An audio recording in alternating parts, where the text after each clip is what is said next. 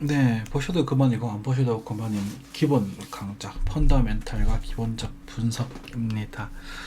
사람들은 투자를 할 때 기본적 분석은 거의 하지 않아요. 저는 기본적 분석을 굉장히 좋아하는 사람입니다만 차트만 봐도 어느 정도 대응이 된다 하는 기술적 분석론자들은 기본적 분석을 좀 등한시하기도 합니다. 하지만 그 펀더멘탈과 기본적 분석이 잘 되어 있다면 여러분들 마음이 흔들리지는 않을 거예요. 그래서 이거 부분에 대해서 간단하게 좀 말씀드리려고 합니다. 펀더멘탈의 사전적인 의미는 근본적이고 핵심적이고 기본적인다는 의미를 가지고 있습니다. 그죠? 하지만 경제학 관점에서의 펀더멘탈은 경제 상태를 나타내는 여러 가지 형태를 나타내는 거예요. 투자에 있어서 펀더멘탈은 경제학에서 나타내면 좀 다릅니다. 그죠? 주식 투자의 펀더멘탈은 해당 기업, 이제 이런 사업들이 어떠한 기업이 가지고 있고 가치가 있고 매출이 얼마가 되고 이 계열사 수익이 얼마가 되고 있고 예를 들어 뭐 재무는 간절하게 조정되고 있는지 뭐 재무제표상 지표들과 환율, 금리 이런 거시 경제들의 지표를 나타냅니다. 겉에서 볼 수 있는. 자, 예를 들어서 우리가 카카오라는 종목에 투자를 하려고 합니다.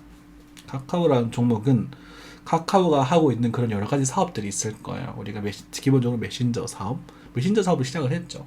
예전에 스마트폰을 제가 엄청 빨리 썼는데 안드로 1이라는 모델을 썼었는데 그때는 카카오톡에 친구가 딱 한 명 있었어요. 아무도 카카오톡을 하지 않았습니다. 문자 메시지 한 통에 30원씩 주고 전송을 할 때였죠. 당시에 이제 만드는 여자친구한테 그 30원을 아껴주려고 답장 안 해도 된다라고 말씀했더니 애가 서운해서 울더라고요.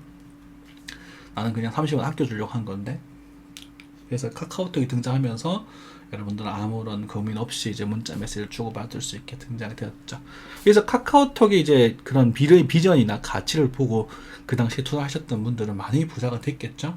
라고 생각하지만 사실 그때 샀던 분들, 지금까지 들고 계시는 분들 많지 않을 겁니다. 그리고 만약에 들고 계신 분이 계시다면, 이 카카오는 내가 이 기업이 정말 크게 될 수 있을 것이야 라고 기대를 하고 들고 가신 거겠죠. 비트코인도 마찬가지입니다.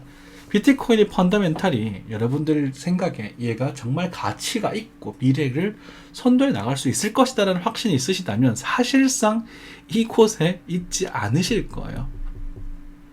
이게 웃기는 이게 딜레마라고 할까요? 말이 안 되는 거죠. 아니실 거예요. 정말 가치가 있고 미래 가치 있다면 굳이 이런 차트 방송을 볼 필요도 없고 비싸게 사서 비싸게 팔아먹을 할 필요도 없는 거잖아. 비트코인이 미래에 뭐 10억을 가든 뭐 20억을 가든 뭐 갈 텐데 강남 빌딩 한 채 값이 될 텐데 굳이 여기서 헛돈 쓰고 헛된 시간을 노력에 주가하지 않아도 되잖아요. 근데 여러분들 여기 왔다는 것 자체가 비트코인의 펀더멘탈이 불안한 겁니다. 안타깝게도 사람들은 펀더멘탈이 불안한 종목들을 급등락하는 걸 더 좋아해요.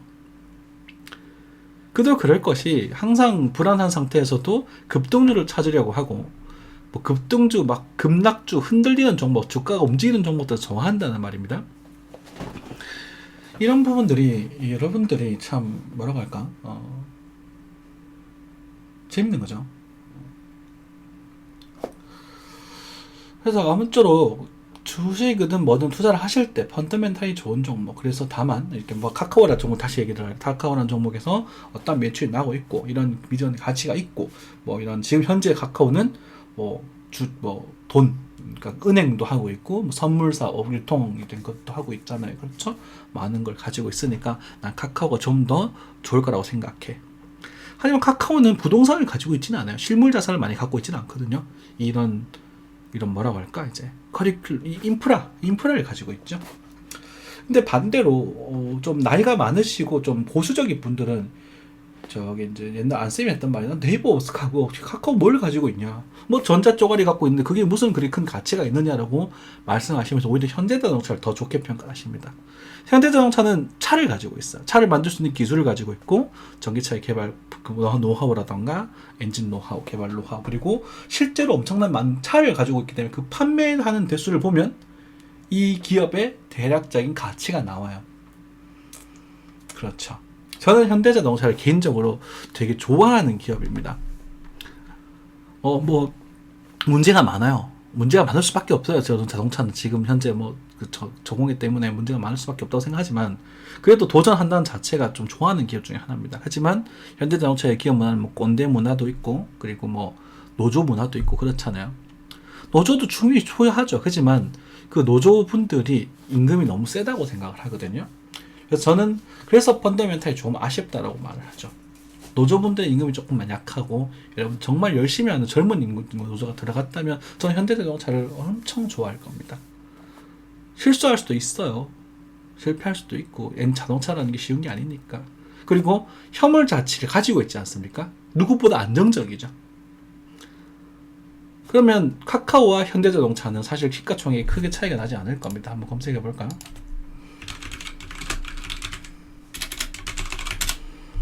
카카오 시가총액 51조, 현대자동차 시가총액 47조. 그쵸, 별 차이가 안 나죠. 비슷하단 말이야. 그럼 뭘 더 선호할 거냐? 안정적인 걸 좋아하시는 분들은 현대자동차를 더 선호할 것이고, 나는 미래의 가치를 더 중요시 여기는 분들은 카카오를 더 선호하시겠죠. 그렇죠? 그런 차이가 있는 거야. 그리고 우리가 저는 금을 되게 좋아합니다. 은을 가지고 싶어요. 너무너무 갖고 싶습니다. 순금과 순은을요. 근데 그래서 순은을 사긴 좀 부담스럽고 세금이 나가니까 선물 은을 사서 좀 들고 있는데 계속 존버해버릴 생각입니다만 여러분들이 실제로 이 코인의 펀더멘탈을 가치를 가지고 왔느냐라는 거는 미래 가치를 좀 더 중요시 여긴 분들이 많이 왔겠죠. 그렇죠. 그렇지만 그 미래가 불안하니까 차트를 공부하고 싶어서 오셨겠죠. 아무튼 펀더멘탈이 좋은 종목은 주가가 흔들려도 큰 연연하지 않습니다. 예를 들어서 리플의 가치를 믿으셨던 분들은 주가가 흔들리는 거 전혀 힘들지 않으셨을 거예요. 계속 꾸준히 사모으셨겠죠. 그죠? 그래서 여러분들이 투자를 임하실 때 기본적 분석을 타이트하게 하셨으면 좋겠어요. 저희 이제 실전방에 계시는 그 마담이라는 닉네임을 가지고 계시는 분인데 진리카에 대해서 공부를 굉장히 많이 하셨어요. 진리카 방도 운영하고 계시고 진리카는 이런 목적을 가지고 있고 이런 길을 하고 있고 이렇게 만들어진 코인이다. 그래서 이해는 분명히 올라갈 수밖에 없다는 그런 확신을 가지고 있으셨대요. 그래서 물려도 흔들리지 않았대요. 여러분들도 그렇게 투자를 하셔야 돼요. 아시겠죠? 네. 어쨌든 기본적인 분석, 이제 개념에 대한 이야기를 좀 드렸고요. 부족하거나 제가 잘못된 이야기가 있다면 여러분들의 지적, 달게 받겠습니다. 감사합니다.